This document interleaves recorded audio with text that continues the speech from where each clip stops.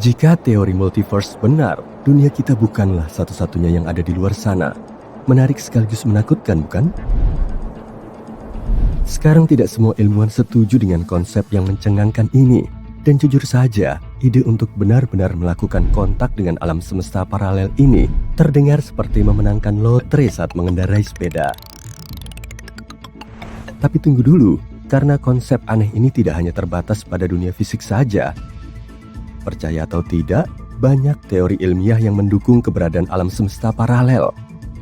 Dan biar ku beritahu ya, ini adalah topik yang menimbulkan perdebatan di kalangan ilmiah. Sekarang bayangkan ini, alam semesta tempat kita tinggal sangatlah luas. Kita berbicara tentang miliaran, bahkan ada yang mengatakan triliunan galaksi yang berputar-putar, masing-masing penuh dengan bintang yang hampir tak terhitung jumlahnya. Beberapa ahli yang mempelajari bentuk alam semesta berpendapat bahwa diameternya bisa mencapai 7 miliar tahun cahaya. Yang lain bahkan berpendapat bahwa diameternya mungkin tak terbatas. Mungkinkah ada yang lebih besar dari yang terlihat?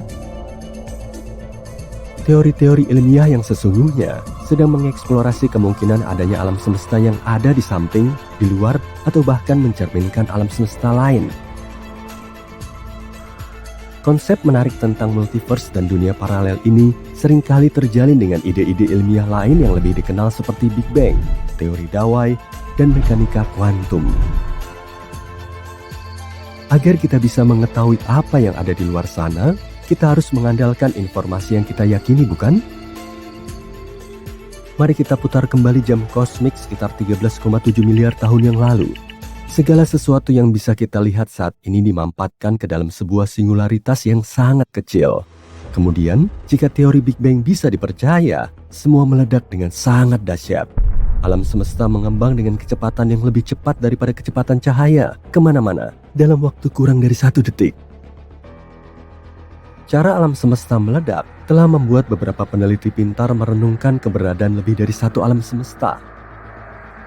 Mereka mempertanyakan apakah pemuaian yang terjadi secara tiba-tiba itu berakhir di semua tempat pada waktu yang sama. Meskipun pemuaian telah berhenti pada semua yang bisa kita lihat dari bumi 13,8 miliar tahun yang lalu, inflasi kosmik mungkin masih terus berlangsung di beberapa sudut misterius lainnya. Beberapa ahli fisika teoritis mengatakan bahwa ketika inflasi berakhir di satu tempat, sebuah balon alam semesta yang baru akan terbentuk. Namun, inilah masalahnya. Kamu tidak bisa begitu saja melompat dari satu gelembung ke gelembung lainnya seperti turis antar galaksi. Alam semesta gelembung ini mengembang tanpa batas, dan ujung-ujungnya menjauh dari kita lebih cepat daripada kecepatan cahaya. Dan disinilah segalanya menjadi semakin membingungkan. Katakanlah kita berhasil mencapai tepi balon lokal kita dan menemukan alam semesta berikutnya. Nah, para ahli fisika teoritis yang sama menyebutkan bahwa alam semesta tetangga bisa jadi merupakan permainan bola yang sama sekali berbeda. Alam semesta tetangga mungkin memiliki hukum fisika yang sama sekali berbeda, menjadikannya tempat yang aneh bagi kita. Mengikuti ide yang sama, ada juga yang mengatakan bahwa di alam semesta gelembung yang luas ini mungkin ada bentuk kehidupan lain seperti kita. Masalahnya, kita semakin jauh dari mereka setiap waktu dan jalan kita tidak akan pernah bertemu. Para peneliti super pintar lainnya di luar sana mencoba menghubungkan alam semesta paralel dengan mekanika kuantum. Mekanika kuantum pada dasarnya adalah matematika yang rumit di balik partikel-partikel yang sangat kecil. Menurut itu, partikel-partikel ini bisa berada dalam berbagai keadaan sekaligus. Mereka menyebutnya fungsi gelombang yang memiliki semua opsi gila. Tapi inilah masalahnya. Ketika kita mengamati partikel-partikel ini, kita hanya melihat satu hasil. Alam semesta seperti bermain petak umpet dengan kita. Sekarang ada teori yang disebut teori banyak dunia yang mengatakan bahwa setiap kali kita mengamati satu hasil, alam semesta lain muncul di mana hasil yang berbeda menjadi nyata. Ini seperti alam semesta kita yang bertindak sebagai pohon raksasa yang terus-menerus bercabang menjadi versi yang tak terhitung jumlahnya. Alam semesta alternatif ini tidak dapat bercampur, jadi kamu tidak akan tahu jika ada banyak kamu lain yang menjalani kehidupan yang sedikit atau sama sekali berbeda. Teori banyak dunia ini cukup berani dan agak sulit untuk dibuktikan atau dibantah. Dan itu tidak bagus untuk ilmu pengetahuan karena para ilmuwan senang menguji dan bereksperimen dengan ide-ide mereka.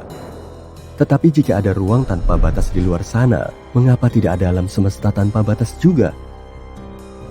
Coba bayangkan alam semesta sebagai taman bermain kosmik raksasa. Beberapa ahli percaya bahwa jika alam semesta ini memang tidak pernah berakhir, maka hanya ada sejumlah cara untuk menyusun blok-blok penyusunnya. Pada akhirnya, mereka harus mengulang pola-pola tertentu. Jika hal ini benar, maka mungkin saja di suatu tempat di luar sana ada versi lain dari dirimu yang menjalani kehidupan yang sama persis. Bahkan sampai pada makanan yang kamu santap saat makan siang kemarin. Apakah kita pernah memiliki bukti tentang alam semesta paralel ini? Ya, ada yang bilang sudah ada. Pernahkah kamu mendengar kisah pria misterius dari Tauret? Ini adalah kisah tentang seorang pria yang berakhir di bandara Jepang dan mengatakan bahwa dia berasal dari negara yang sama sekali tidak dikenal, bernama Tauret. Sekarang, beberapa orang berpikir bahwa itu adalah bukti perjalanan waktu, sementara yang lain percaya bahwa itu adalah bukti bahwa dia berasal dari alam semesta yang berbeda. Meskipun kamu ingin mempercayai bahwa cerita ini benar adanya, namun yang sulit adalah tempat Tauret ini. Ada alasan mengapa kamu belum pernah mendengarnya. Tidak ada Tauret yang bisa ditemukan, baik di masa sekarang atau di tahun 1950-an ketika insiden ini terjadi. Setelah insiden di bandara, pria itu menghilang begitu saja sehari setelah tiba di Jepang. Hilang untuk selamanya. Mari kita kembali ke hari yang menentukan di bulan Juli 1954 ketika pria dari Tauret diduga mendarat di Tokyo. Deskripsi menggambarkannya sebagai pria berjenggot dan berbahasa Perancis. Tidak ada yang terlalu aneh sejauh ini, bukan? Tergantung pada siapa yang menceritakannya, segalanya mulai sedikit berbeda. Dalam satu versi, ketika pria itu menyerahkan paspornya untuk dicap, mata petugas Jepang melotot. Meskipun paspornya terlihat sah, negara yang tercantum sebagai Tauret tidak dikenali oleh siapapun, termasuk petugas dan pejabat lainnya. Tentu saja, mereka membawa pengunjung Tauret kita pergi untuk sesi tanya jawab. Dalam versi lain, pria itu langsung mengatakan kepada petugas bahwa dia berasal dari Tauret dan menunjukkan paspornya ketika dia tidak mempercayainya. Pria dari Tauret kemudian mulai mencoba meyakinkan para petugas bahwa tanah kelahirannya adalah asli. Menurutnya, Tauret terletak di antara Prancis dan Spanyol dan sudah ada sejak 1000 tahun yang lalu. Untuk membuktikan pendapatnya, ia bahkan menunjukkan ke area di peta yang sesuai dengan kerajaan Andorra. Jelas saja keadaan berubah menjadi misterius. Para petugas memutuskan untuk menahan pria itu karena mencurigai dia mungkin akan melakukan hal yang tidak baik. Mereka menempatkannya di hotel terdekat untuk bermalam, tetapi tidak tanpa menempatkan 2 orang di luar kamarnya untuk mengawasi keadaan. Dapatkah kamu menebak apa yang terjadi selanjutnya? Tolong mainkan drumnya. Ketika para petugas muncul keesokan paginya, siap untuk melanjutkan penyelidikan mereka, pria itu telah lenyap tanpa jejak. Tidak ada tanda-tanda pelarian. Dan yang lebih membingungkan lagi, semua dokumen pribadinya secara ajaib juga lenyap. Bagaimana jika pria dari Tauret adalah seorang penjelajah waktu atau petualang antar galaksi? Beberapa orang bahkan telah mempelajari dunia fiksi ilmiah untuk menjelaskan kejadian aneh ini. Dan kamu tidak akan percaya dengan banyaknya orang di internet yang telah mengaitkannya sebagai bukti realitas alternatif. Salah satu ide yang paling aneh adalah bahwa pria itu secara tidak sengaja tersandung ke dimensi paralel dan berakhir di bandara Jepang. Di alam semesta paralel itu, ada bumi seperti bumi kita, tapi bukannya Andorra. Mereka menyebutnya Tauret di sana. Ide lain yang beredar adalah bahwa pria itu adalah penjelajah waktu dari masa depan. Maaf, aku tidak bisa menjelaskannya, tetapi penjelasan yang paling masuk akal untuk keseluruhan kisah pria dari Tauret adalah imajinasi seseorang yang menjadi liar. Karena ada banyak versi dari cerita yang sama, mungkin saja orang terus menambahkan detail yang tidak masuk akal pada kasus ini untuk membuatnya lebih sensasional. Keseluruhan kisah ini hanya menjadi legenda urban, Dan hanya ada sedikit atau bahkan tidak ada alasan untuk percaya bahwa kita pernah melihat penjelajah waktu atau penumpang antar galaksi di bumi. Sudah lebih dari 1 tahun sejak teleskop James Webb yang membutuhkan waktu lebih dari 20 tahun untuk menyelesaikannya diluncurkan. Dan dalam waktu yang relatif singkat tersebut, peralatan yang sangat modern dan paling kuat dalam sejarah ini telah membuat banyak penemuan. Dengan mengamati alam semesta pada panjang gelombang inframerah, James Webb memungkinkan kita untuk melihat hal-hal yang belum pernah dilihat oleh teleskop lain. Tujuan utama dari peralatan yang luar biasa ini adalah untuk mempelajari pembentukan galaksi dan bintang-bintang yang muncul di alam semesta awal. Sebagai contoh, lihatlah tempat pembibitan bintang yang paling dekat dengan kita, yaitu area di ruang angkasa di mana bintang-bintang baru dilahirkan. NASA telah membagikan foto dari James Webb yang menunjukkan daerah pembentukan bintang kecil. Jika kamu mengamati foto ini dengan seksama, kamu akan melihat semburan yang keluar dari bintang-bintang yang masih bayi. Di sekelilingnya awan debu kosmik yang berwarna-warni bertabrakan satu sama lain. Pemandangannya sangat memukau. Debu merah terdiri dari molekul hidrogen. Kamu juga bisa melihat kalau beberapa bintang memiliki bayangan seperti bayangan yang mengisyaratkan terbentuknya planet-planet. Sekilas foto tersebut tampak kacau, tapi para astronom menyatakan kalau tempat ini merupakan tempat pembibitan bintang yang relatif kecil dan tenang dibanding tempat lainnya. Banyak bintang muda di sana yang ukurannya mirip dengan matahari atau sedikit lebih kecil. Foto itu sendiri diambil dengan bantuan kamera inframerah dekat, NIRCam, milik Webb. Kamera ini merupakan kamera utama observatorium yang memotret alam semesta dalam 2 rentang inframerah yang berbeda. Penemuan menakjubkan lainnya yang berhasil ditemukan oleh teleskop Webb adalah molekul asap di galaksi jauh. Ini adalah pertama kalinya molekul seperti itu ditemukan begitu jauh dari planet kita. Galaksi yang dimaksud berada pada jarak 12,3 miliar tahun cahaya dari bumi. Galaksi tersebut kemungkinan besar terbentuk sekitar 1,5 miliar tahun setelah Big Bang. Meskipun jarak antara galaksi dan planet kita sangat jauh, para ilmuwan berhasil mendeteksi senyawa kimia yang ditemukan dalam jelaga atau asap. Dan ini merupakan hal yang cukup besar karena telah mendorong rekor untuk mendeteksi molekul yang serupa dan kompleks mundur sekitar 1 miliar tahun. Penelitian ini juga telah mengukuhkan kehebatan peralatan ruang angkasa yang paling keren sepanjang masa. Spektrometer ini berhasil membuat penemuan ini meskipun spektrometer yang diperlukan untuk pengukuran tidak bekerja secara maksimal setelah mengalami degradasi yang tiba-tiba dan mengejutkan. Teleskop James Webb juga telah membantu meningkatkan pemahaman kita tentang eksoplanet, yaitu planet yang mengorbit bintang lain selain matahari. Pada awal tahun 2023, teleskop ini menemukan eksoplanet pertamanya, LHS-47b. Planet ini berada pada jarak 41 tahun cahaya dari bumi dan memiliki ukuran yang hampir sama dengan bumi. Menurut NASA, saat ini James Webb adalah satu-satunya teleskop yang beroperasi yang mampu mengkategorikan atmosfer eksoplanet seukuran bumi. Tim peneliti di balik penemuan ini percaya bahwa hasil tersebut menggarisbawahi ketepatan teleskop itu. Mereka berharap teleskop ini bisa membantu kita menemukan lebih banyak lagi eksoplanet batuan yang mungkin bisa kita jadikan tempat tinggal di masa depan. Meskipun pada pandangan pertama, alam semesta terlihat kosong, sebenarnya alam semesta adalah tempat yang sangat sibuk, dan Webb memiliki semua instrumen yang dibutuhkan untuk melihat segala macam peristiwa kosmik yang terjadi di sana. Lihat saja foto WR124 ini, bintang ini berada di puncak kehancurannya yang sangat dahsyat.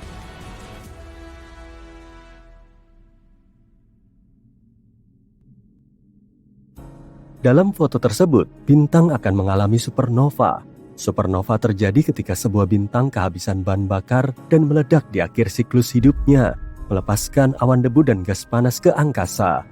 Bintang yang dipotret oleh teleskop Webb sedang berada pada tahap Wolf-Rayet dalam kehidupannya.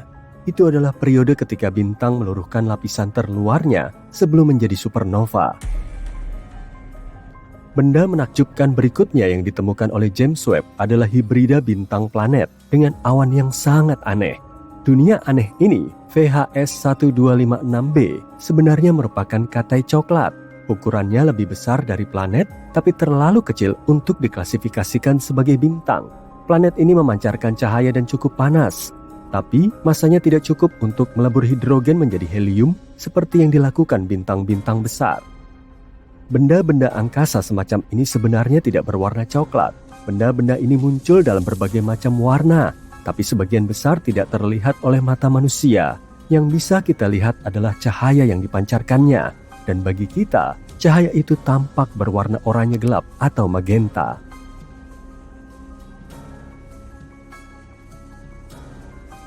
Katai coklat yang ditemukan oleh teleskop Webb ini ukurannya hampir 20 kali lipat ukuran Jupiter. Planet ini mengitari 2 bintang katai merah, dan untuk menyelesaikan 1 kali orbit, planet ini membutuhkan waktu lebih dari 10.000 tahun. Para astronom pertama kali mengetahui keberadaan eksoplanet yang tidak biasa ini pada tahun 2016.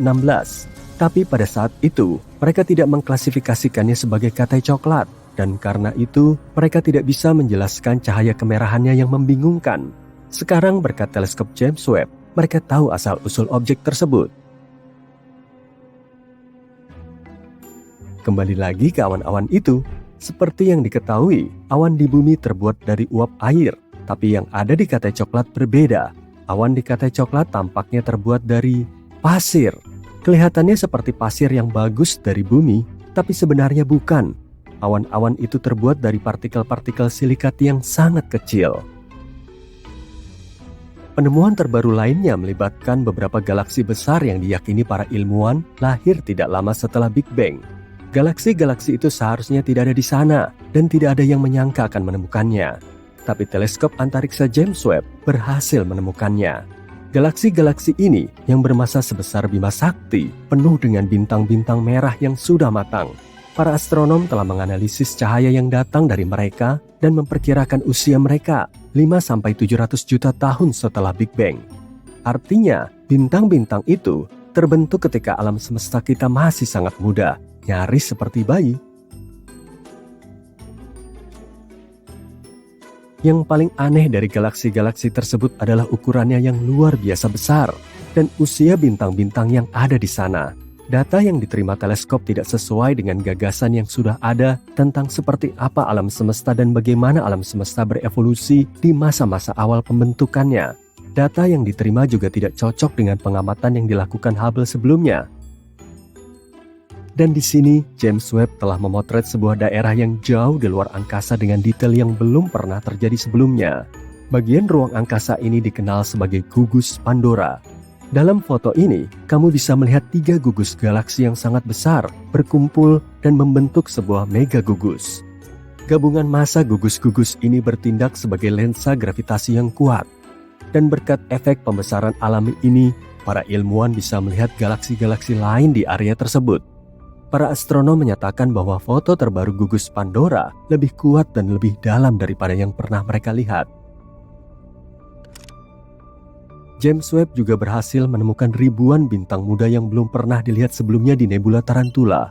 Formasi ruang angkasa ini mendapatkan julukannya karena penampakan filamen-filamen berdebu yang terlihat pada foto-foto sebelumnya. Nebula Tarantula merupakan area pembentuk bintang terbesar di grup lokal yang meliputi galaksi-galaksi yang paling dekat dengan Bima Sakti. Foto-foto yang dihasilkan teleskop Webb telah membantu menjelaskan komposisi nebula Tarantula. Teleskop ini juga mendeteksi protobintang, yaitu bintang-bintang muda yang sedang dalam proses pembentukan. Para astronom menduga kalau protobintang ini pada akhirnya akan terbentuk dan membentuk nebula. Di antara penemuan-penemuan lain yang dibuat oleh teleskop James Webb, kamu bisa melihat kelahiran 50 bintang jauh. Beberapa di antaranya menggerakkan piringan protoplanet yang kelak akan membentuk tata surya yang jaraknya beberapa tahun cahaya dari tata surya kita. Ini satu lagi foto dari James Webb. Kamu bisa melihat lubang hitam supermasif yang masanya 9 miliar massa matahari. Lubang hitam ini sangat besar dan purba, sehingga para ilmuwan masih kesulitan untuk menjelaskan keberadaannya.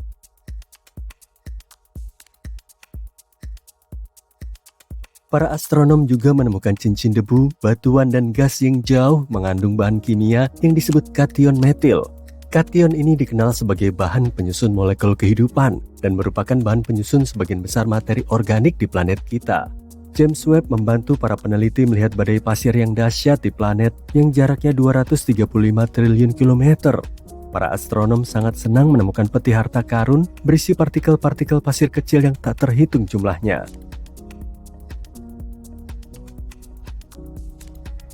Sekarang lihat ini, apakah kamu mengenali gambar ini? Itulah yang disebut pilar-pilar penciptaan. Tapi, foto baru ini menunjukkan betapa bertaburnya bintang di area berdebu itu. Kamu bisa membandingkan foto baru ini dengan foto yang diambil Hubble pada tahun 2014. Ini adalah bukti kemajuan ilmiah yang menakjubkan.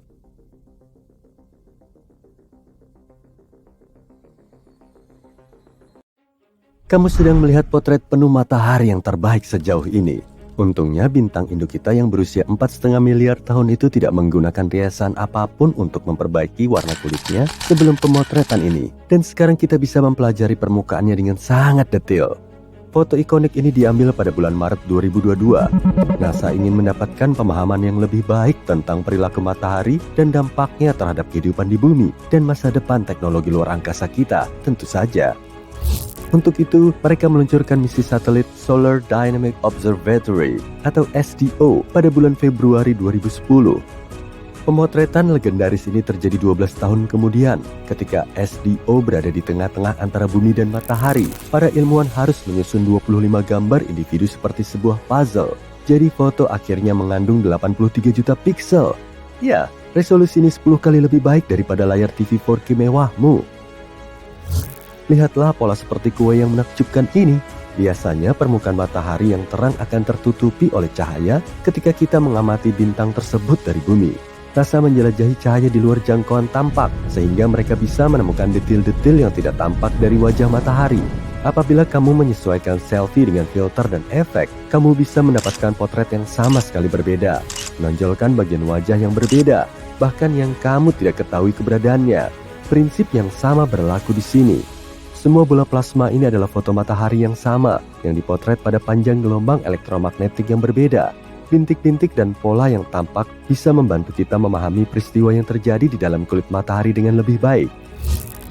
Pada kecepatan cahaya, seharusnya berarti sangat cepat. Namun sinar keemasan pink yang membelai pipimu saat fajar telah menempuh perjalanan yang panjang dan sangat tua dalam ukuran manusia. Foton yang dihasilkan oleh inti matahari membutuhkan waktu antara 10.000 hingga 170.000 tahun untuk bergerak melalui atmosfer bintang. Dan kemudian sekitar 8 menit lagi untuk mencapai bumi. Jadi mari kita telusuri apa yang membuat foton-foton itu membutuhkan waktu yang sangat lama. Tur kita dimulai dengan lapisan atas atmosfer matahari. Ingat dewa-dewi matahari dalam film dan drama teater? Mereka sering mengenakan mahkota mewah dengan sinar kemasan. Nah, matahari yang asli juga memiliki korona yang mewah yang merupakan lapisan terluar atmosfernya. Tapi tentu saja, ukuran dan kemegahannya tidak sebanding dengan mahkota kostum plastik itu, dan bentuknya pun tidak begitu stabil. Korona adalah selubung gas yang menyelubungi bintang induk kita, jadi ukuran dan bentuknya selalu berubah-ubah karena pengaruh medan magnet matahari.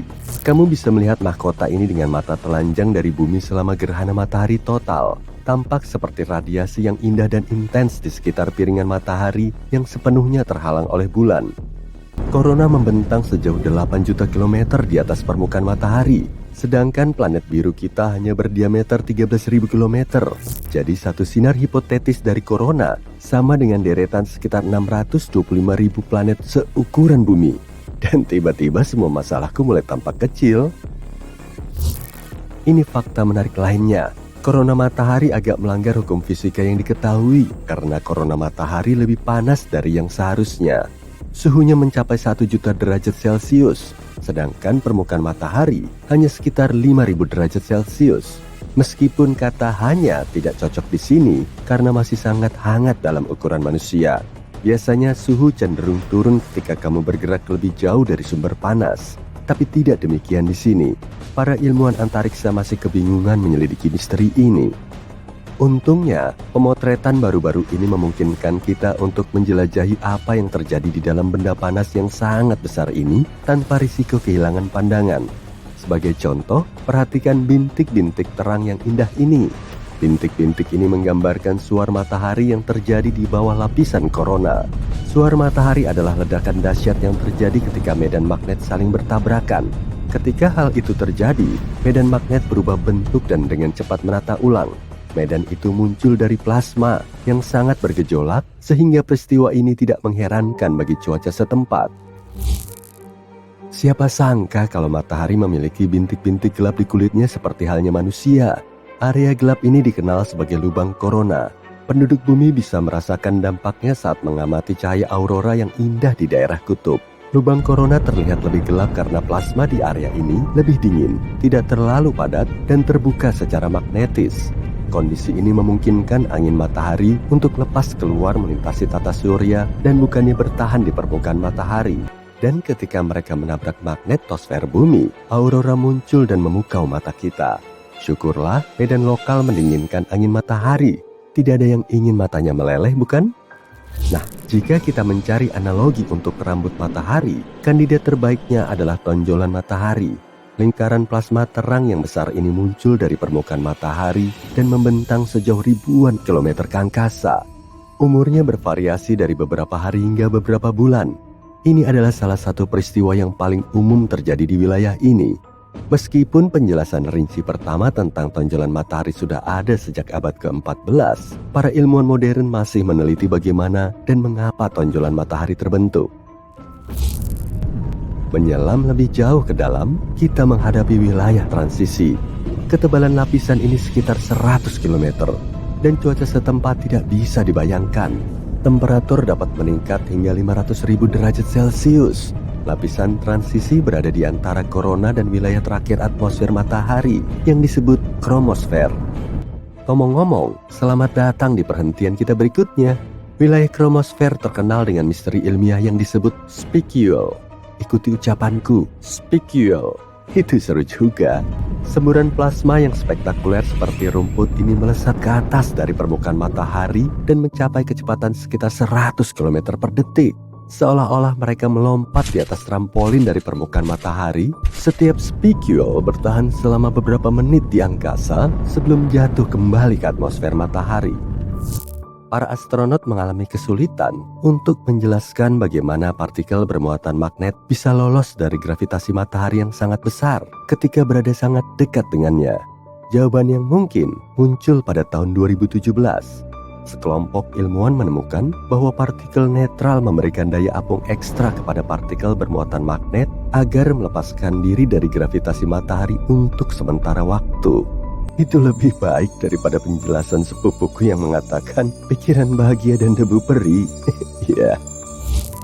Sekarang mari lanjutkan perjalanan 1700 km ke dalam melalui kromosfer untuk mencapai permukaan matahari, fotosfer. Tebalnya sekitar 400 km. Tapi tidak seperti planet bumi, permukaan matahari sama sekali tidak padat atau stabil. Temperatur di sini sangat panas sehingga tidak memungkinkan adanya materi. Di sisi lain, para ilmuwan sering menyebut plasma sebagai wujud materi keempat. Dan mengapa tidak?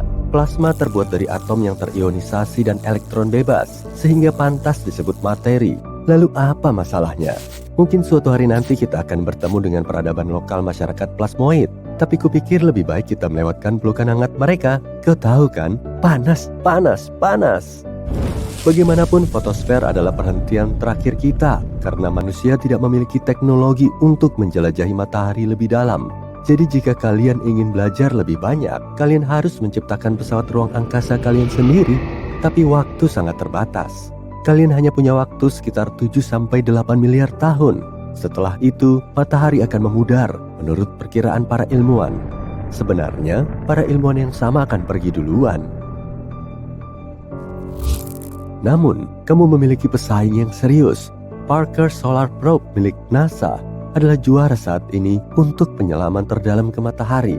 Wahana ini berhasil menempuh jarak 7,3 juta kilometer dari permukaan matahari menuju intinya pada tanggal 27 September 2023. Dan kemudian, Parker Probe mengulangi rekornya sekali lagi pada bulan Desember di tahun yang sama. Jadi mengapa tidak meleleh, tanyamu?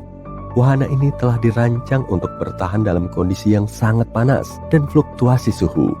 Wahana ini dilengkapi dengan perisai panas khusus dan sistem otonom yang melindungi misi dari cahaya matahari yang sangat besar. NASA memiliki rencana ambisius lainnya. Pada bulan Desember 2024, Parker akan mencapai jarak terdekatnya dengan matahari.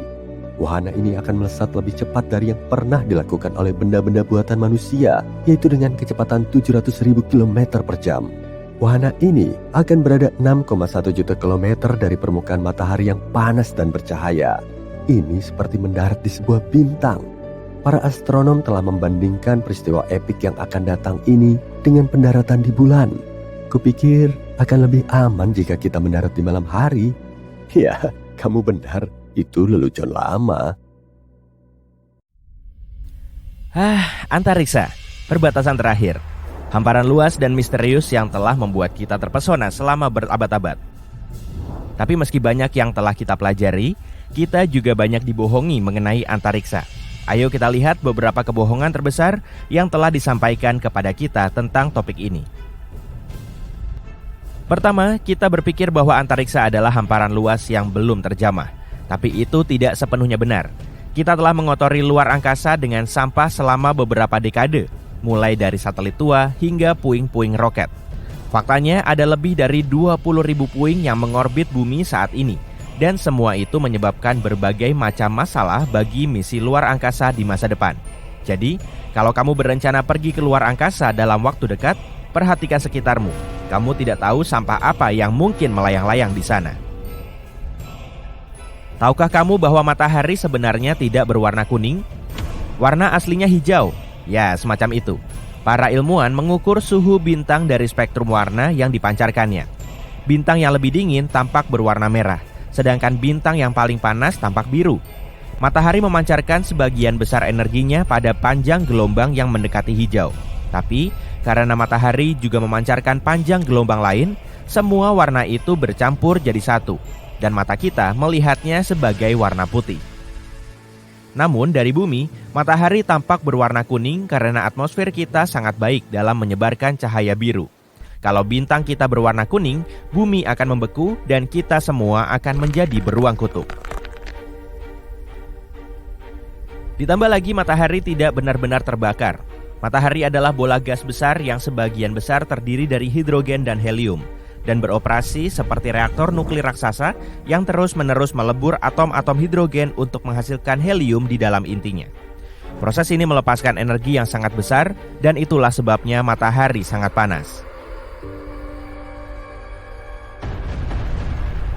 Oh, bicara soal api, ledakan di luar angkasa tidaklah nyata. Maaf, para penggemar Star Wars, pesawat antariksa tidak mungkin hancur dalam ledakan dahsyat karena tidak ada udara di luar angkasa. Tidak ada udara berarti tidak ada oksigen, dan tidak ada oksigen berarti tidak ada api. Nah, kamu mungkin juga berpikir ada terlalu banyak bintang di langit malam untuk bisa dihitung, tapi faktanya, kamu bisa menghitungnya. Menurut katalog bintang terang Yale, ada 9.110 bintang yang bisa kamu lihat dari bumi dengan mata telanjang. Jadi, secara teknis kamu bisa menghitungnya.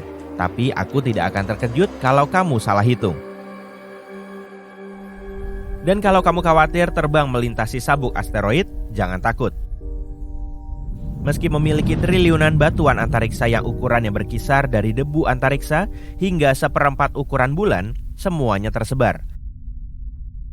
Sabuk asteroid antara Mars dan Jupiter membentang sejauh 225 juta kilometer, atau 1,5 kali jarak antara bumi dan matahari.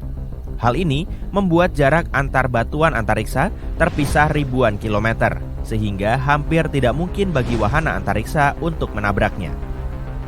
Kamu akan langsung membeku di luar angkasa tanpa pakaian antariksa. Tidak, kamu tidak akan langsung berubah menjadi es loli. Butuh waktu lebih lama dari itu karena panas dan dingin tidak bergerak cepat di ruang hampa udara. Tapi sayangnya ada masalah yang lebih besar bagimu, yaitu kamu tidak akan bisa bernapas.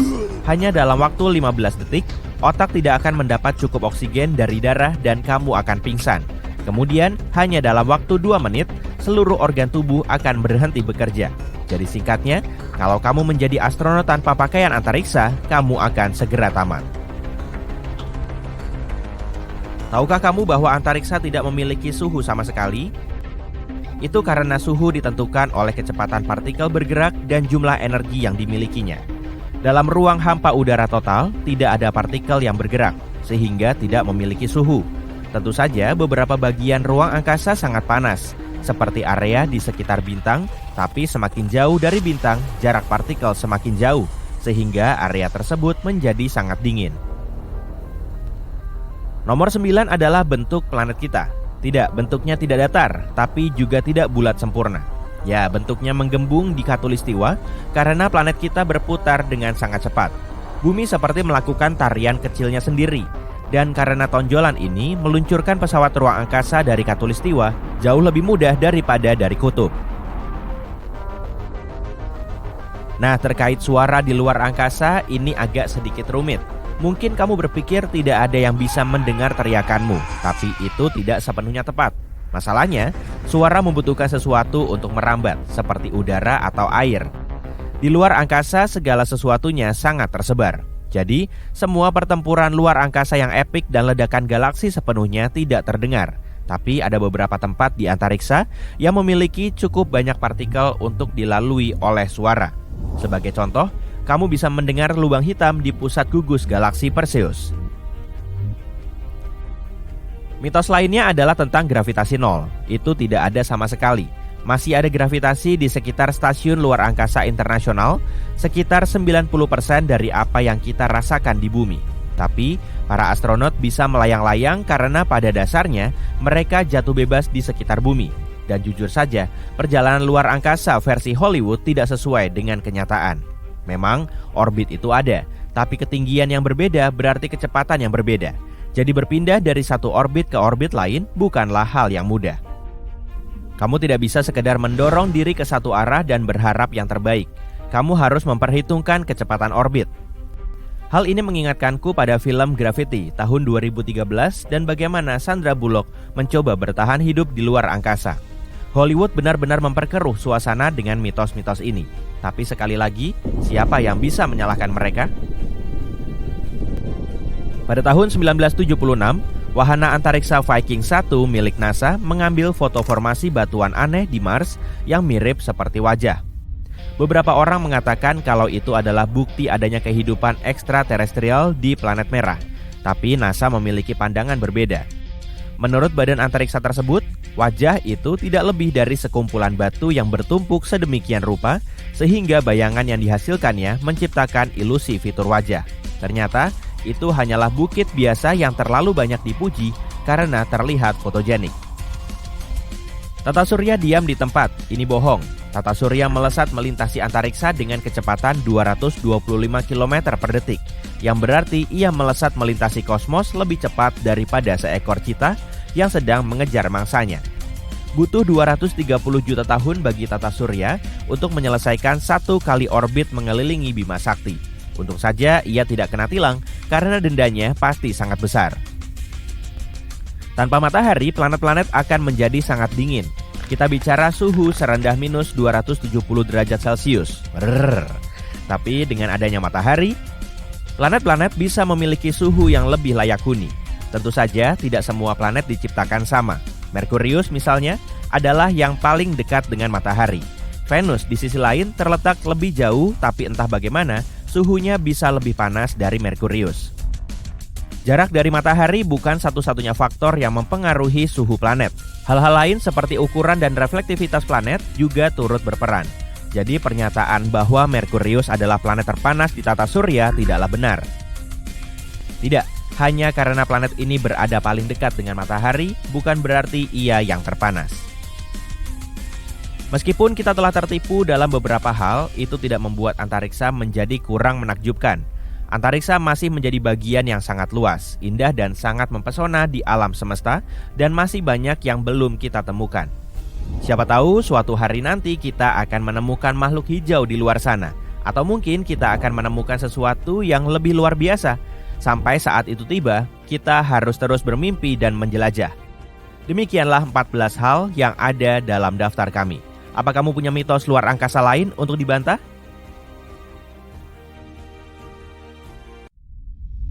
Jika asteroid seperti Apophis menghantam bumi, kita akan musnah. Gempa bumi besar akan mengguncang dan tsunami akan membanjiri segalanya. Apophis adalah benda langit berusia miliaran tahun yang sudah ada di tata surya sejak awal pembentukannya. Kalian pasti berpikir seberapa besar kemungkinan batu antariksa raksasa ini akan bertabrakan dengan planet kita pada tahun 2029. Yuk kita cari tahu.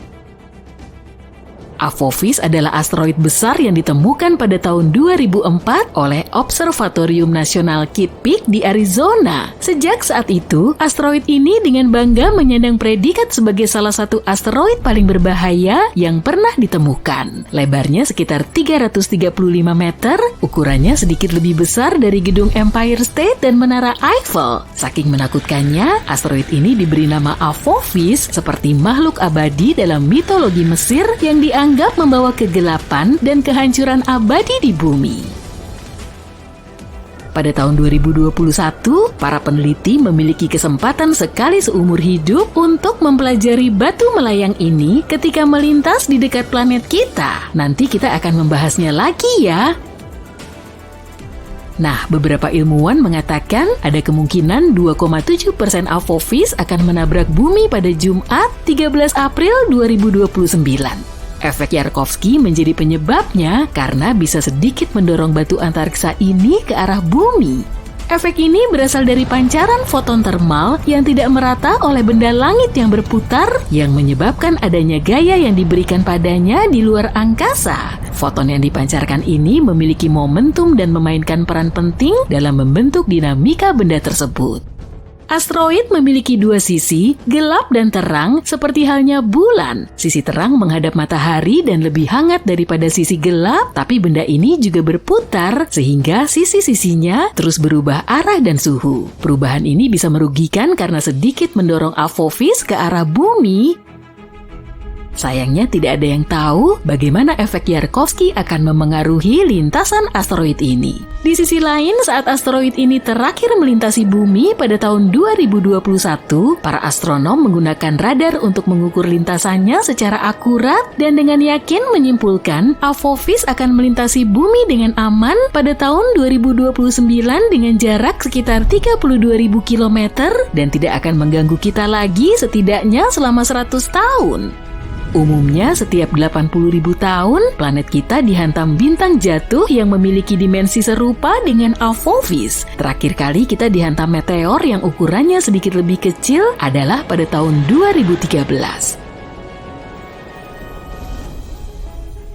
Sebuah wahana antariksa baru yang dikembangkan oleh NASA bernama OSIRIS-REx diluncurkan pada tahun 2016 untuk mengumpulkan sampel dari benda langit lain yang tidak terlalu menakutkan, yaitu Bennu. 4 tahun kemudian, pesawat ini akhirnya tiba di sana, mengambil beberapa sampel, mengucapkan selamat tinggal pada Bennu, dan mulai melakukan perjalanan kembali ke bumi. Sampel-sampel tersebut disimpan dengan aman di dalam kapsul yang dijatuhkan di Utah. Sejauh ini, sampel ini merupakan yang paling signifikan yang pernah diambil dari sebuah asteroid. Setelah pengiriman, wahana antariksa ini tidak membuang waktu dan mulai mengejar Apophis. Kini OSIRIS-REx telah berganti nama menjadi OSIRIS-APEX dan saat ini sedang mengejar Apophis. Jika beruntung, pada tanggal 2 April 2029, saat asteroid tersebut melintas di dekat bumi, wahana antariksa ini akan mencapai Apophis dan mendarat di sana. Wahana ini akan berada di Apophis selama 18 bulan, mengumpulkan informasi berharga, serta memotret ribuan foto. Asteroid ini akan dipantau dengan bantuan teleskop canggih. Pada suatu titik, Apophis akan berada terlalu dekat dengan matahari dan kemudian seluruh tugas pemantauan akan dilakukan oleh OSIRIS-APEX. Jika kamu tinggal di Eropa, Asia Barat, atau Afrika, kamu adalah salah satu orang yang beruntung karena akan mendapat kesempatan sekali seumur hidup untuk melihat Apophis dengan mata telanjang. Apophis akan terlihat di langit di wilayah-wilayah tersebut pada tahun 2029 dan mereka yang memiliki teleskop akan dapat melihatnya sekali lagi pada tahun 2036. OSIRIS-APEX pasti akan menghadapi kendala karena asteroid ini memiliki kerak yang tebal dan wahana ini tidak akan bisa mengumpulkan data semudah saat mengamati Bennu. OSIRIS-APEX memiliki pendorong unik yang akan menerbangkan semua debu dari Apophis saat mendarat dan ini akan menjadi kesempatan bagus untuk menganalisis permukaan asteroid dan mengetahui apa saja unsur penyusunnya. Wahana ini akan menghabiskan 1,5 tahun untuk memetakan asteroid tersebut dan mencoba mendeteksi perubahan bentuknya. Seluruh penelitian ini akan menunjukkan bagaimana benda langit itu bergerak sehingga kita bisa merancang rencana yang lebih baik untuk melindungi bumi dari benda-benda langit serupa. Pada tahun 2025, NASA juga akan meluncurkan misi Apophis Pathfinder dan ini akan menjadi pesawat antariksa pertama yang menyentuh asteroid ini. Pesawat ini akan mendarat kira-kira setahun setelah peluncurannya. Selain itu, NASA juga mengusulkan untuk mengirimkan sekumpulan pesawat kecil keluar angkasa untuk membantu manusia mengembangkan taktik perlindungan yang efektif terhadap serangan asteroid. Kita tahu bahwa Apophis berasal dari sabuk asteroid utama antara Mars dan Jupiter. Dalam jutaan tahun terakhir, benda langit ini telah berubah lintasan karena pengaruh gravitasi Jupiter yang cukup besar. Sekarang tampaknya dia lebih condong ke arah matahari, yang berarti asteroid ini sangat dekat dengan bumi. Itulah sebabnya asteroid ini diklasifikasikan sebagai benda langit di dekat bumi. Banyak tes dan penelitian telah dilakukan untuk menemukan cara menghadapi asteroid. Beberapa solusi termasuk mengebor dan meledakkan benda angkasa itu dari dalam atau menguji teknologi baru seperti memasang roket pada asteroid dan mencoba mengarahkannya menjauhi bumi. Kita juga bisa menabraknya dengan sesuatu yang bergerak dengan kecepatan tinggi untuk mengubah arahnya. Apophis adalah asteroid tipe S yang terbentuk dari batuan dan logam seperti besi dan nikel dan berbentuk seperti kacang. Dia bisa memberitahu kita banyak hal tentang masa lalu dan mungkin masa depan. Pengambilan sampel dari objek luar angkasa ini bisa mengungkap bagaimana kehidupan di bumi dimulai dan bagaimana tanaman muncul. Ada banyak teori yang menyatakan bahwa air muncul di planet kita melalui asteroid atau komet. Asteroid bagaikan kapsul waktu yang tak ternilai harganya. Tidak seperti batuan di bumi yang telah mengalami banyak perubahan seperti erosi, sebagian besar benda langit masih utuh dan lebih mudah dipelajari. Saat meteor jatuh ke bumi, meteor-meteor itu tertutup puing-puing yang tidak mungkin dibersihkan. Itulah kenapa mempelajari Apophis ketika masih berada di luar angkasa sangatlah penting. Selain itu, sebagian asteroid terbuat dari logam berharga seperti platina. Saat ini kita memiliki kebutuhan yang tinggi akan logam yang kita gunakan dalam produksi dan menambang logam di bumi cukup sulit. Satu meteor besar saja bisa mengandung besi, nikel, emas, dan platina yang cukup untuk kita gunakan selama jutaan tahun. Jika Apophis memiliki jumlah logam sebanyak itu, kita pasti ingin memecahnya dan membawanya kembali ke bumi kan? Satu batu antariksa bisa bernilai kuadriliunan dolar yang menjadikan penambangan antariksa sangat menguntungkan. Dan tetap saja, biaya yang harus dikeluarkan untuk membawanya kembali ke bumi akan lebih mahal daripada menggali bahan-bahan tersebut di sini. Seiring kemajuan teknologi dan pengembangan jenis roket baru, hal ini mungkin saja terjadi di masa depan. Meskipun kita aman selama 100 tahun ke depan dari Apophis, kamu mungkin masih ingin tahu apa yang akan terjadi jika asteroid ini benar-benar menabrak. Pasti kamu ingin tahu kan? Pertama, kamu akan mendengar suara hantamannya dan mengetahui apa yang terjadi meskipun berada bermil-mil jauhnya. Sebaiknya segera tinggalkan rumah atau apartemenmu. Tak lama setelah tabrakan, gempa bumi besar akan terjadi dan banyak gedung tinggi akan runtuh. Jadi menjauh dari kota mungkin jadi opsi terbaik kalau kamu punya pilihan. Tapi jangan pergi dengan mobil ya, akan ada kemacetan lalu lintas yang sangat parah dan semua orang akan panik. Berjalan kaki atau bersepeda adalah pilihan terbaik dalam skenario ini. Pilihan transportasi terbaik adalah naik pesawat. Jadi kalau sudah lama ingin punya lisensi pilot, sekarang kamu punya alasan yang bagus. Kalau sempat, bawalah makanan ringan dan air serta sepasang kaos kaki tambahan.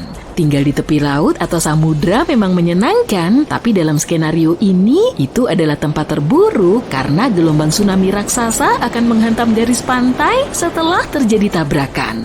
Jika kamu tinggal jauh dari daerah yang terkena dampak, tsunami mungkin perlu waktu 30 jam untuk menjangkaumu. Jadi kamu akan punya sedikit waktu untuk bersiap-siap. Perisai pelindung planet kita akan melemah dan akhirnya rusak. Begitu juga dengan satelit-satelit kita. Pertama, satelit komunikasi di orbit tertinggi akan mati. Selanjutnya, para astronot di orbit rendah bumi tidak bisa lagi menghubungi pusat kendali misi. Dan terakhir, sinar kosmik tanpa henti yang berbahaya mulai membombardir semua yang ada di bumi, menyebabkan malapetaka dan kehancuran. Apakah ini konsekuensi mengerikan dari pembalikan medan magnet bumi yang akan kita hadapi? Saat ini, pada saat kamu menonton video ini, kutub magnet utara bumi sedang di luar kendali. Saking parahnya, para ilmuwan harus memperbarui model medan magnet global yang dirilis 4 tahun lalu. Apakah ini berarti kutub magnet planet kita akan segera bergeser? Sabar ya, kita akan mengetahuinya nanti. Kutub magnet bergerak tidak menentu dari kutub utara Kanada ke arah Siberia, dan pergerakan ini sangat tidak terduga. Tapi pergerakan kutub itu normal. Ada catatan jangka panjang dari London dan Paris yang membuktikan kutub magnet utara bergerak secara acak di sekitar kutub utara selama beberapa ratus tahun. Namun, hal yang paling mencengangkan dari pergerakannya adalah kecepatannya yang semakin bertambah. Sekitar pertengahan tahun 90-an, kutub magnet secara tak terduga mengalami peningkatan kecepatan dari sekitar 16 km menjadi 55 km per tahun. Baru-baru ini, kutub tersebut melintasi garis tanggal internasional bergerak ke arah belahan bumi timur. Badan Antariksa Eropa meluncurkan satelit medan magnet yang sangat akurat pada tahun 2013. Berkat satelit-satelit ini, para peneliti memiliki data fantastis yang bisa digunakan bukan hanya untuk membuat peta medan magnet, tapi juga untuk memperbaruinya setiap 6 hingga 12 bulan. Dari situlah mereka bisa melihat kalau medan intinya juga melemah. Ini mungkin pertanda medan magnet bumi akan berbalik. Untuk bisa lebih memahami proses ini, kita perlu mengetahui cara kerja medan inti. Katakanlah ada sebatang magnet yang membentang di tengah-tengah planet kita dan memiliki kutub utara dan selatan. Magnet ini sangat kuat, mewakili sekitar 75% intensitas medan magnet planet kita di permukaan. Magnet batang kita tidak hanya bergerak, tapi juga semakin melemah sekitar 7% setiap abad. Harus diakui, magnet ini bukanlah representasi akurat dari medan inti. Ini lebih mirip arus listrik yang menghasilkan medan magnet bumi. Meski begitu, model ini memudahkan kita untuk melihat apa yang terjadi pada planet kita saat ini. Medan magnet planet kita berperan penting dalam melindungi kita dari radiasi berbahaya dan aktivitas geomagnetik yang merupakan hasil interaksi antara angin matahari dan magnetosfer bumi. Medan magnet bumi juga bergerak. Para ilmuwan telah mempelajari dan melacak pergerakan kutub-kutub magnet selama ratusan tahun. Sejarah pergerakan kutub-kutub ini mengindikasikan perubahan geometri global medan magnet planet kita. Hal ini juga bisa menunjukkan awal dari pembalikan medan magnet. Itulah sebutan yang kadang digunakan untuk pembalikan kutub magnet utara dan selatan. Jika kutub magnet utara bergerak sedikit, itu bukan masalah besar, tapi pembalikan total mungkin memiliki dampak serius pada iklim planet kita serta teknologi modern. Untungnya pembalikan seperti itu tidak terjadi secara tiba-tiba, seluruh prosesnya berlangsung selama ribuan tahun. Ditambah lagi, meskipun melemah selama proses pembalikan kutub magnet tidak hilang sepenuhnya. Jadi peristiwa menakutkan di awal video ini tidak akan terjadi pada kita. Magnetosfer akan terus melindungi planet ini dari sinar kosmik dan partikel-partikel matahari yang bermuatan, meskipun mungkin ada sejumlah radiasi partikular yang akan sampai ke permukaan bumi. Medan magnet dihasilkan oleh muatan listrik yang bergerak. Jika suatu material memungkinkan muatan-muatan ini bergerak dengan mudah di dalamnya, maka material itu disebut konduktor. Logam merupakan konduktor yang baik dan kita sering menggunakannya untuk memindahkan arus listrik dari satu tempat ke tempat yang lain. Dalam hal ini, arus listrik adalah muatan negatif yang disebut elektron yang bergerak melalui logam. Arus inilah yang menghasilkan medan magnet. Bumi memiliki inti besi cair, dengan kata lain, ada lapisan-lapisan material konduktor di dalam planet kita. Arus muatan terus bergerak di seluruh inti, logam cair juga bergerak dan mengalir di sana, menghasilkan medan magnet. Medan magnet ini selanjutnya menghasilkan sesuatu yang menyerupai gelembung di sekeliling planet. Gelembung ini disebut magnetosfer dan terletak di bagian paling atas atmosfer. Lapisan ini melindungi dan menangkis radiasi sinar kosmik berenergi tinggi yang jika dibiarkan akan sangat berbahaya bagi manusia dan bentuk kehidupan lainnya di bumi.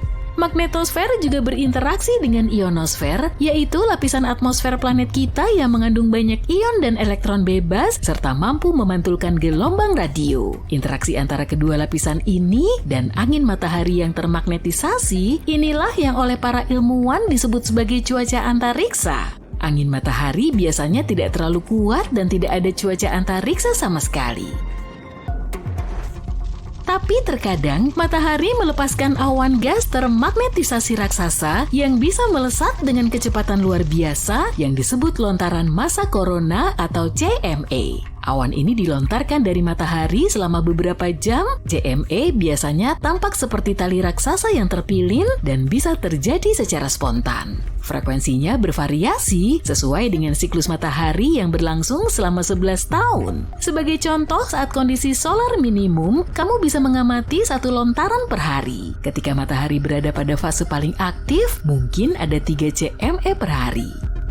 Lontaran massa corona mengganggu aliran angin matahari yang tenang dan menyebabkan gangguan serius yang bisa merusak benda-benda di luar angkasa di dekat bumi seperti satelit dan di permukaan planet. Jika lontaran massa corona berhasil mencapai bumi, interaksinya dengan magnetosfer akan menghasilkan badai geomagnetik.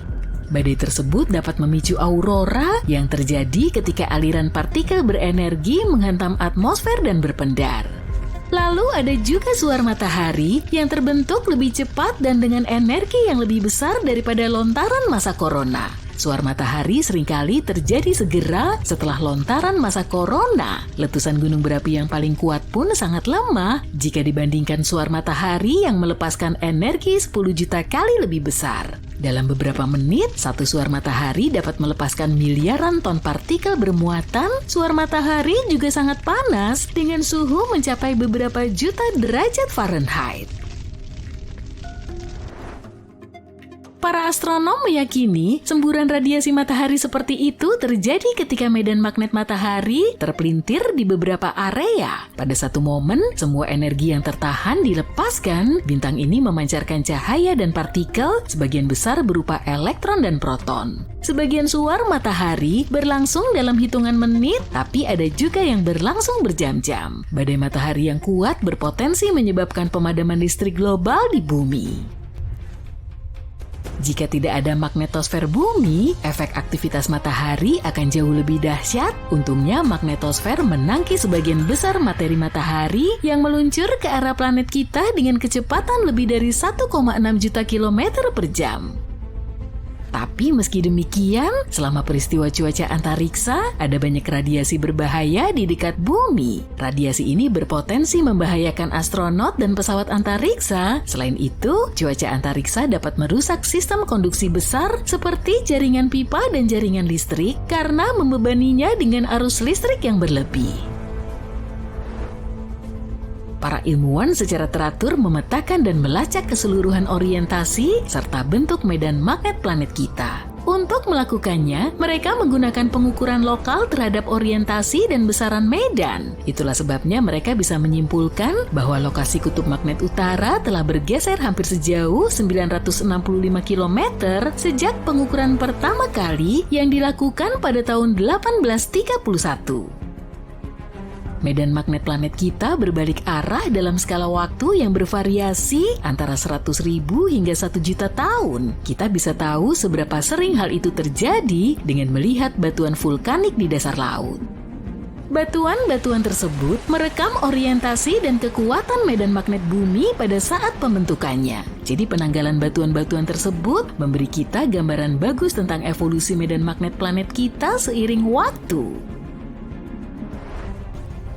Dari sudut pandang geologi, pembalikan medan magnet terjadi cukup cepat. Tapi dari sudut pandang manusia, itu sangat lambat. Pembalikan total biasanya membutuhkan waktu beberapa ribu tahun, tapi selama periode ini, orientasi magnetosfer bisa bergeser sehingga bumi lebih banyak terpapar radiasi kosmik. Peristiwa semacam itu biasanya mengubah konsentrasi ozon di atmosfer.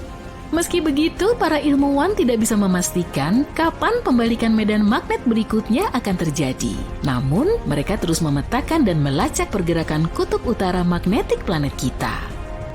Ngomong-ngomong, bumi bukan satu-satunya planet yang memiliki medan magnet. Planet-planet gas raksasa seperti Jupiter juga memiliki lapisan hidrogen logam konduktor yang menghasilkan medan magnet. Medan magnet internal Jupiter mencegah angin matahari berinteraksi langsung dengan atmosfer planet ini.